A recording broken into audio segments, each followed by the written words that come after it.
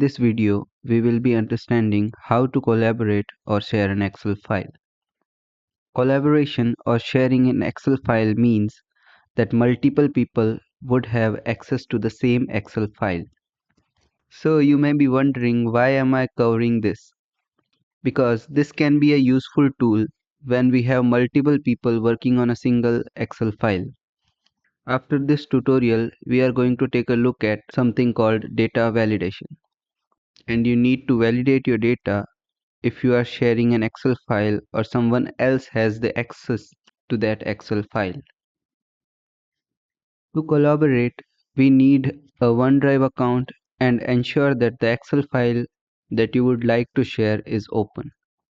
It needs to be open in order to start this process. You don't have to copy anything I do in this tutorial unless you want to. In other words, you don't have to collaborate or share any Excel file that you have. You will still be able to do the data validation tutorial. So let's just look at the simple steps of collaborating or sharing an Excel file.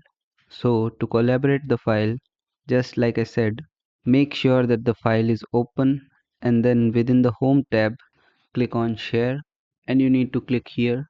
If you already have an OneDrive account logged in, you will be presented with this window. Now you need to choose the permission you want from here, who can edit this Excel file. So we'll just look at it.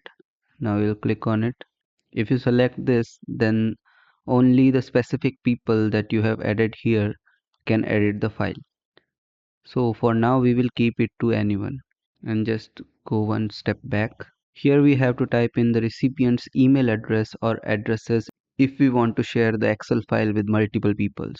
And here we can type in the message that we want. Once we are done here, we can click on send. The recipients will receive an email with the link that they can open and gain access to the Excel file that we are sharing. We can also just copy the link and share them. So for now I'll close this window. That's how you can collaborate in Excel.